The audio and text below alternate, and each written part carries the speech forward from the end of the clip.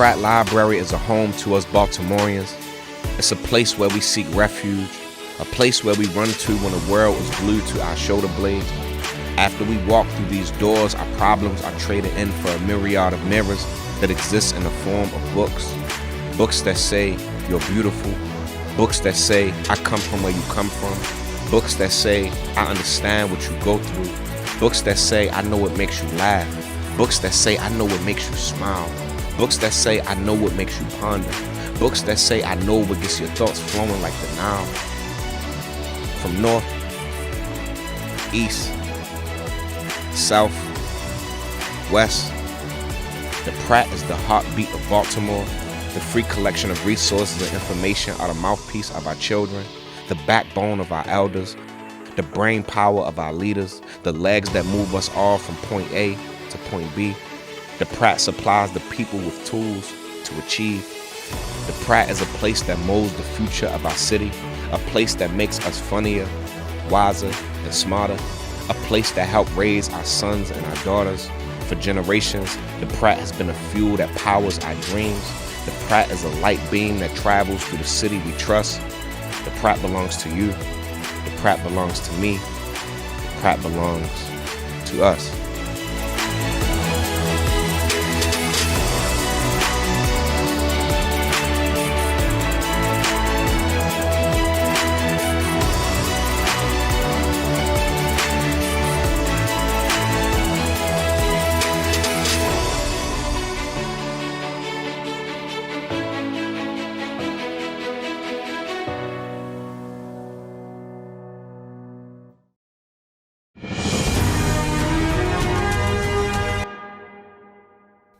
Good evening, everyone. I'm Kate Powell, Vice Chair of the Board of Directors at the Enoch Pratt Free Library and Chair of this year's virtual Mr. Pratt Presents.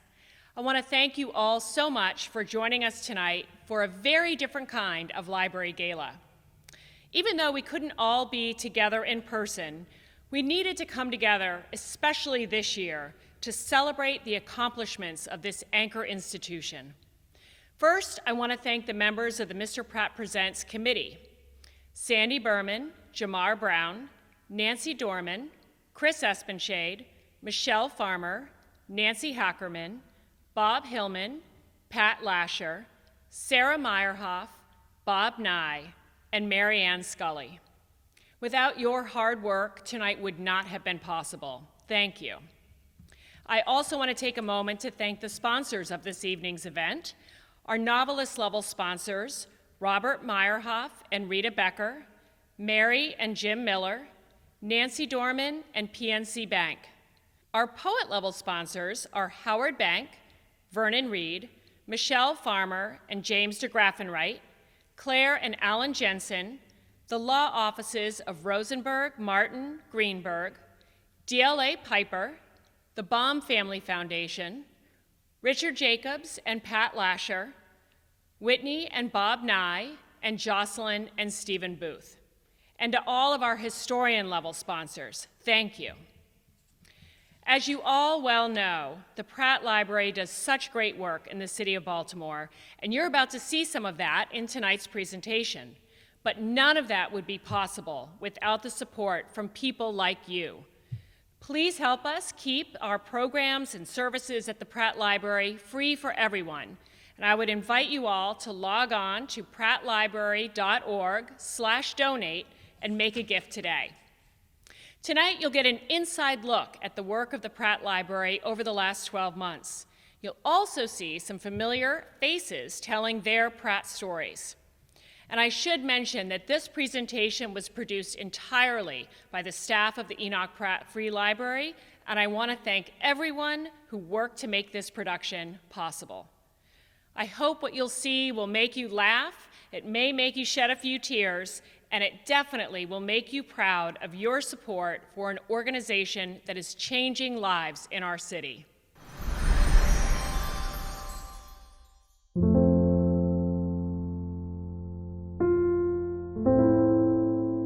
I'll never forget the day we closed the library to the public. It was just a year of constant pivots. The Pratt was not going to leave the city behind. The social isolation that we needed for health and safety reasons was not going to stop the work of the Pratt Library. I think we should all be inspired by how our staff approached this enormous challenge. I was just amazed with the ideas and the commitment that the Pratt Library demonstrated. It was almost as if the library staff never stopped. Getting to reopening is probably the toughest journey we've taken as an institution in quite a while. We had to remove furnishings, remove chairs, put up plexiglass dividers, the staff thinking through their scheduling, how they would keep each other safe, buying all the PPE, making sure we have hand sanitizer, making sure people can wash their hands, getting to the point where we had enough facility staff to help us keep the buildings clean. I'm very excited, especially to get to browse. People were so happy to be here and so happy to be back in. When I see them lining up, there's this eagerness. They're waiting patiently in line, the opportunity to come back in and use computers or browse. Pick up a couple of books, but check it out, some DVDs, CDs. What the Pratt Library is doing is pushing those limits. It's not limited capacity. I see the Pratt Library as providing unlimited options. It's that part of the Pratt Library's commitment that makes me so proud. We're never going back to normal.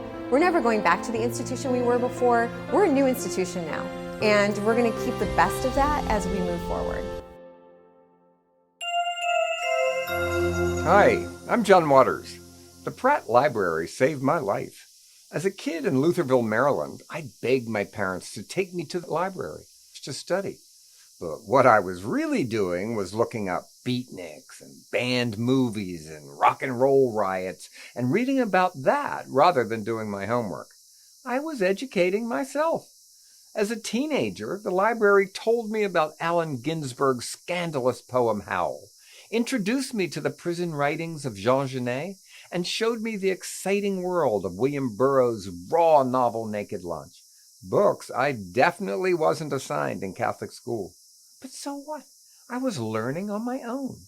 As an adult, I used the downtown library for research for my movies, the history of screen smells for polyester, the demonstrations to integrate the local Buddy Dean show for Hairspray, and the juvenile delinquent fashions of drapes versus squares that ended up in Crybaby. Today, you can use the library too, to get out of whatever world is holding you back into one where you can succeed and flourish. How?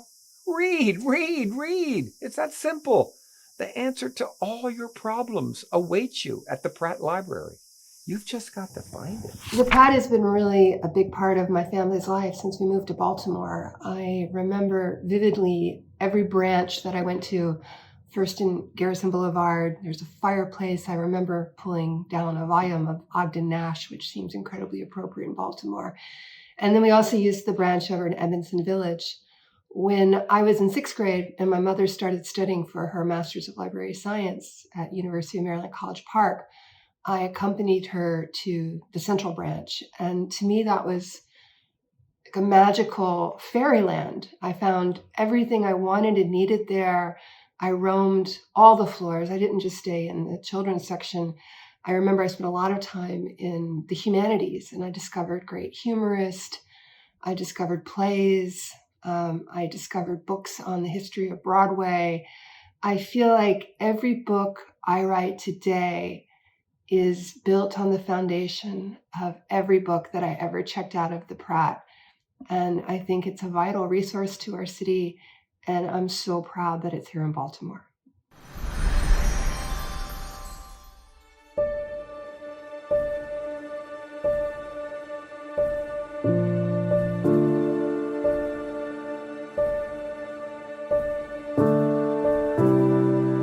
So that's no home computers, no ability to just hop on the Wi-Fi and Google something. And that is a number that is increasing. Without connectivity, you're missing a whole part of the world.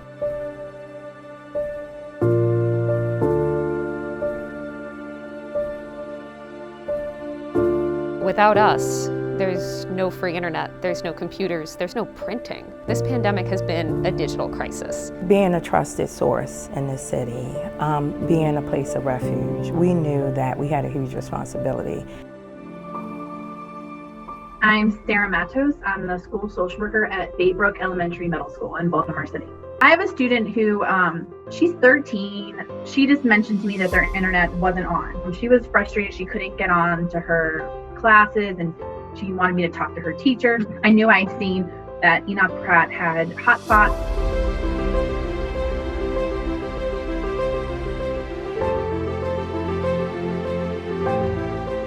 We called the Brooklyn branch, and someone answered right away.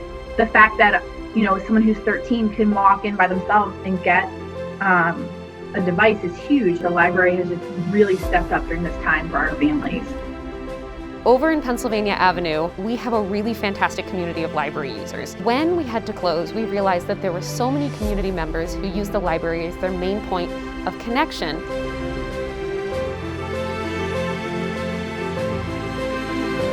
I'm surrounded by the herd, so I know I'm safe, and I know I'm gonna get some good information. We've lent each person a Chromebook and a hotspot, and each week we have a community meeting of everybody who's involved in the program where we can get together, talk about our successes and our struggles. Everyone in this program has chosen to change themselves. Because I haven't been in one in so long, selling myself at an interview. We also meet one-on-one with all of our participants to make sure that they are able to navigate through all of the library resources we offer.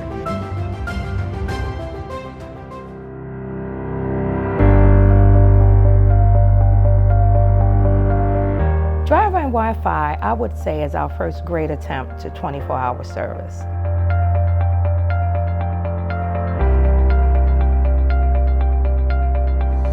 It has no barriers to walls. It has no barriers to time. So even when the library is closed, customers can access the internet. I think the drive-in Wi-Fi will be a long-standing service that we will be able to provide beyond the pandemic.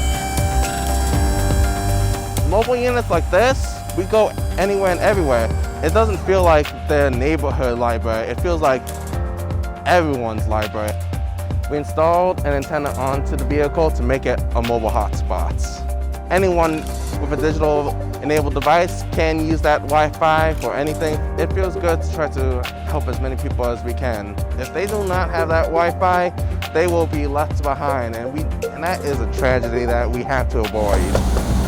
When people knock on our door, we direct them to some resources. We even offer to make them a resume wirelessly. We have them fill them out and they drop them off either back here or to the central library branch. We look at it, we formulate a resume with it. We give them a flash drive and a few paper copies. It is a happy feeling because the one time that they come here, they say, "Thank you, you helped us so much." I'm so glad that I found this bus.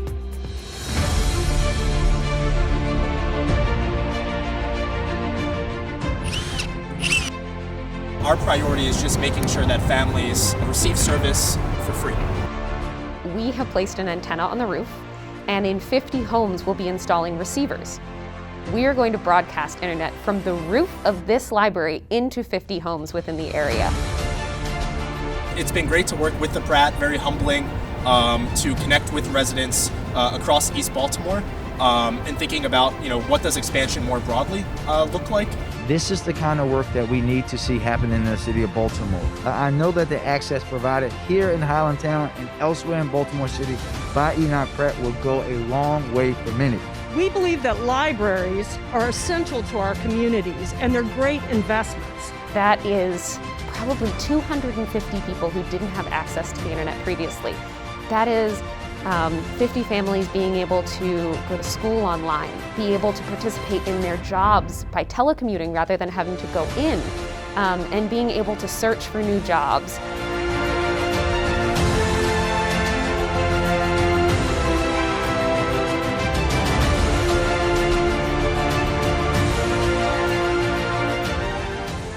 Donors are critical to making sure that we can connect our communities, especially in a crisis.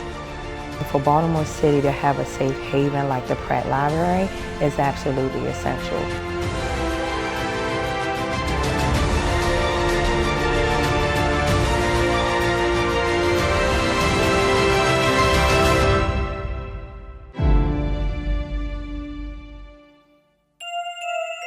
I think about what the Pratt Library has done for generations of people, when I first arrived in the city, in fact, everyone would tell me a Pratt Library story.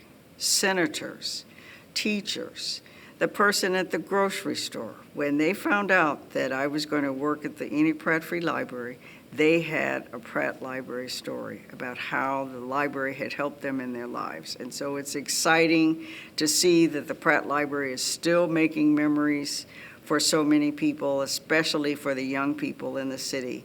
And so I'm very proud that I was able to be associated with the Pratt Library, and I still think of the Pratt Library as the top public library in the United States. When I was a little kid, my mother used to take me and my brother and my sister to the Pratt Library branch on East 33rd Street every week, and we would gather up a passel of books and we would bring them home, and that night we would have what my mom used to call a reading supper, where we would sit around quietly and read our books. She loved the Pratt Library. She loved the idea of what books can do to transform children. And she recalled her own experience with books growing up in wartime England and having books and reading be an escape from the chaos of that time. So she felt very passionately about what the Pratt Library has done in our community. And as you know, she and my father served for many years on the board of the Pratt Library. They felt very, very strongly about that. So I want to thank you again for the great work that you're doing in our community. And I want to thank you especially for the wonderful memories.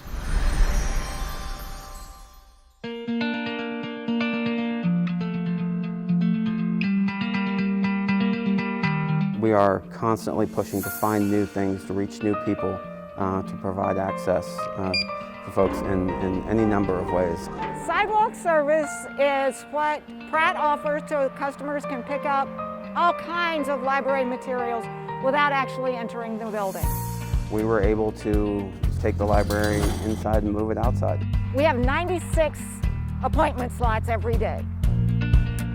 Thank you. We've had 98 pickups.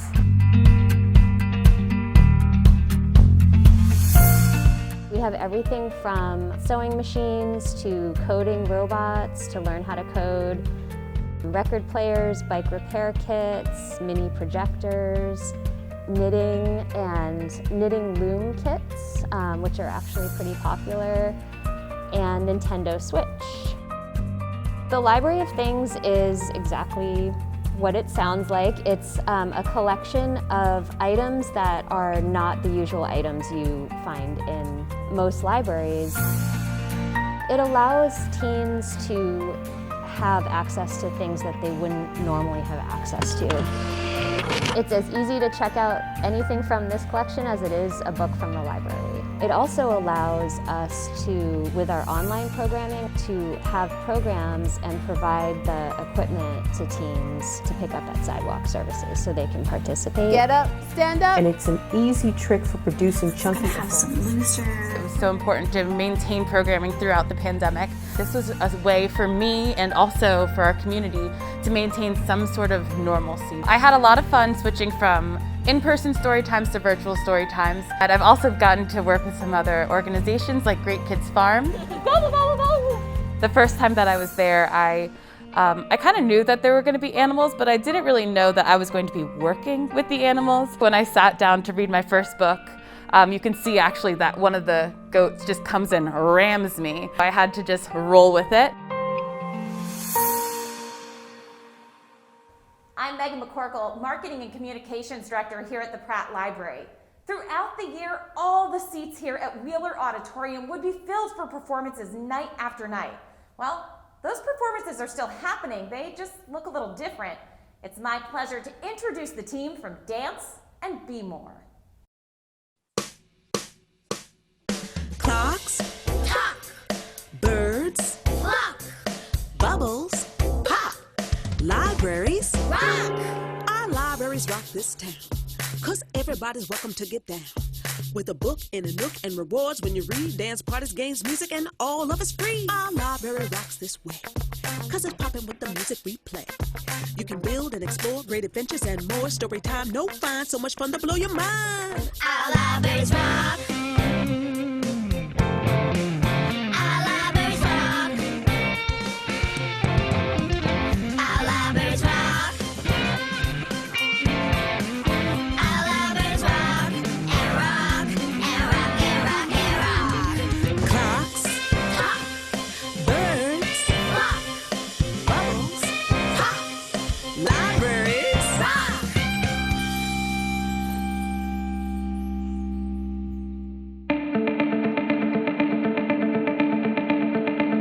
I've loved libraries since I was in junior high school, and I know what libraries can do when they expand beyond just loaning books. They know the programming the Pratt does just opens doors and helps so many people, from the toddler to the retired citizens. I came up with the idea of the Pratt Society, a group of people who would be continuing funders, all the activities that weren't funded by the city and state. The membership has expanded to so many people that really love the Pratt, love to support it, and also love hearing the writers firsthand. Toni Morrison, John Updike, Saul Bellows. There's so much programming that we support, and I know that the current members, and I hope a lot of new members, will step up and continue to support that. Pratt Society members are part of an important part of the Pratt team. It means a great deal to me to be part of that. I've been going to the Enoch Pratt Free Library since I was a little kid. I think the Pratt is so important to Baltimore City. It's a place where we can actually go and get a membership and check out books for free. I think it's amazing. I think it's extremely transformative. I'm so happy to be part of the Pratt. There would be no D. Watkins, the writer, if it wasn't for Enoch Pratt Free Library. So I'm thankful for the Pratt. The programming and what they do for the community, I can't even put in words because it's so amazing. And I'm thankful that I get to be a part of that legacy. I'll be supporting the Enoch Pratt Free Library for the rest of my life, and that's one of my biggest blessings. I spent a significant amount of time in libraries as a kid, not only because I loved books, but because it was like a safe place. The beauty of libraries to me today is the fact that they provide accessibility. Libraries as institutions are some of the only equitable spaces, truly equitable spaces that the country has. Not only is it equitable in its information and the access to that information, but it's also equitable as to who can come in and access that information. And there aren't, honestly, if we're being honest, many places that can say that.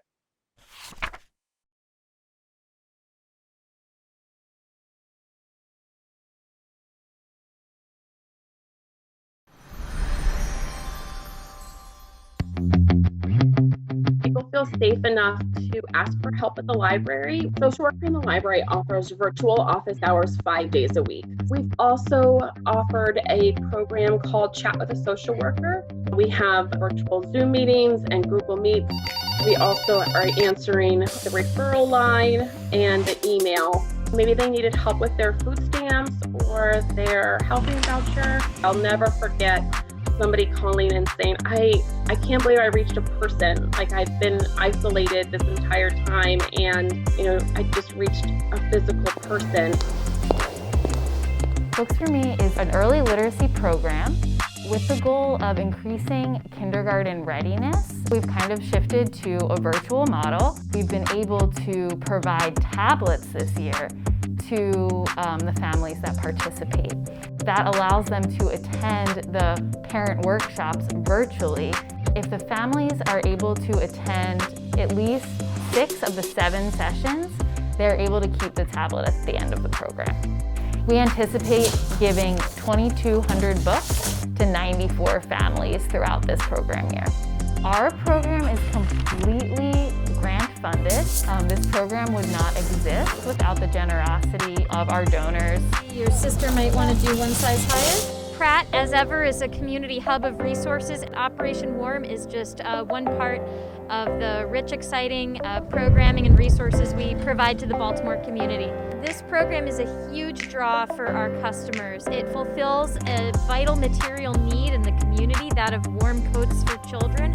For many parents, they come and say this is going to be their children's holiday gift. It's the best feeling in the world to know that you've fulfilled that need.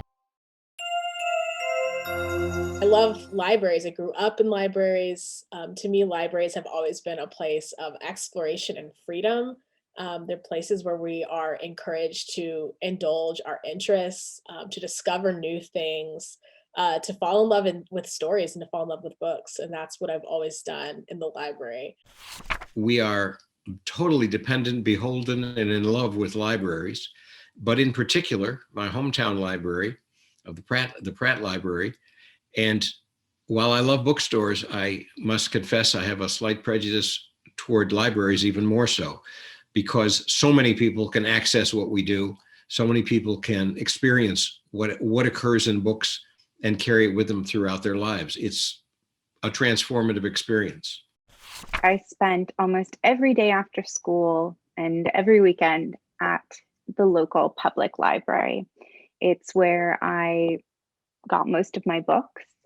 It's where I learned about books and other programs. It's where I formed relationships with librarians. And then my first job out of graduate school was at the New York Public Library, where I felt special every single day, and like the work and the knowledge that was housed within the institution was important to the country and essential to our knowledge of ourselves.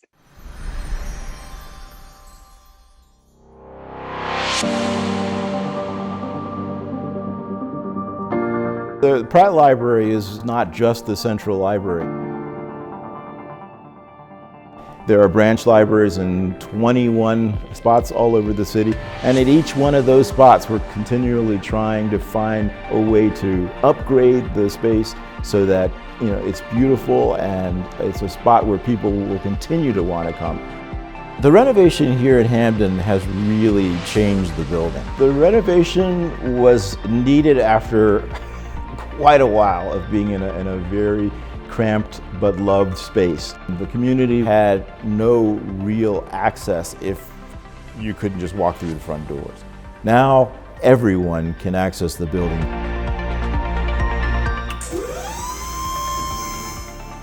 The staff now can serve people from the one service point desk. There's plenty of computer areas, and there are public restrooms. The Hampden Branch Library isn't the only place where we've been working. We also worked on spaces, 6 different libraries, in installing interactives for children to really enjoy. It just looks so much brighter and more welcoming. I definitely think this will serve the community because there are a lot more interactive elements that will help kids to learn. I think it'll be a great place for people to bring kids. I had to pull myself away. It really spoke to my inner 4-year-old. My favorite one is at Orleans Street, where there is a boat, which kind of ties in with a beautiful mural that was put in last year. It gives a more tactile kind of experience for the kids. We'll be able to sort of engage all their senses more. We just took that project from beginning to end. Even though the world had kind of stopped, we hadn't stopped working on those spaces.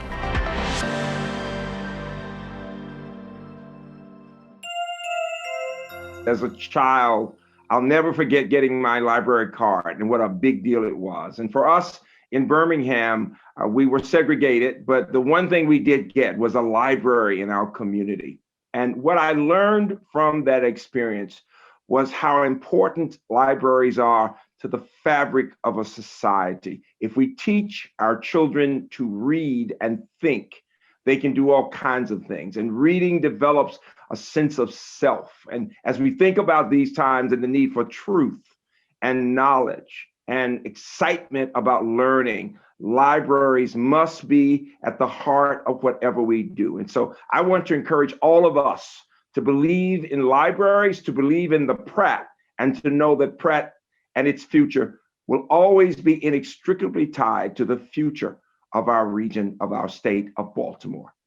Elijah always told the story about when he was designated as a special education kid while in school. He went up to his teacher and said, I want to actually try to get out of special education. And the teacher referred him to the Enoch Pratt Library, where Elijah went day after school to study. He talked often about how the librarians at the Enoch Pratt Library helped him to learn and helped him to get up to speed so that he could test into the first group and out of special education. And so, when you think about it, the Enoch Pratt Library had a very pivotal role in the development of Elijah Cummings and many young people who are striving just like him. Thank you, Heidi, and the amazing team at the Pratt Library, not just for the work, but more importantly, for how you show up in our communities. People that know me know that I talk about the how of our community work and how important as anchor institutions it is to have great bedside manner in our neighborhoods. Pratt Library is an ongoing living embodiment to how we should all show up in our communities. So thank you, Pratt Library, for how you have showed up in our neighborhoods, but even more importantly, how you will continue to do so. You are appreciated.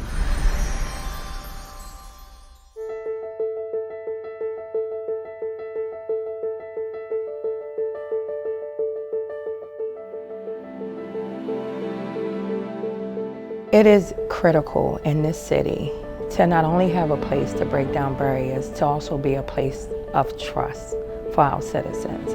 I hope it speaks volumes that the library supports the city and that the city supports the library. One family wrote to me and told me about just how much it meant for them to be able to go and get a book to read with their child. They collected coins in their neighborhood and sent them to us as a donation. It's one of the sweetest stories I've heard, and they were just grateful for the ability to get that sense of normalness that the library can bring and provide. When we contribute to the Pratt, we know that there are great minds who are very sensitive to the pivots, to the changes in the city, and are responding in an informed and enlightened way. All along the way, we've been there for the community. I hope the community recognizes that and will still continue to depend on us. We're part of this city, we're part of this state, and we're here to service the community. That's why we exist, and we're going to do it no matter what.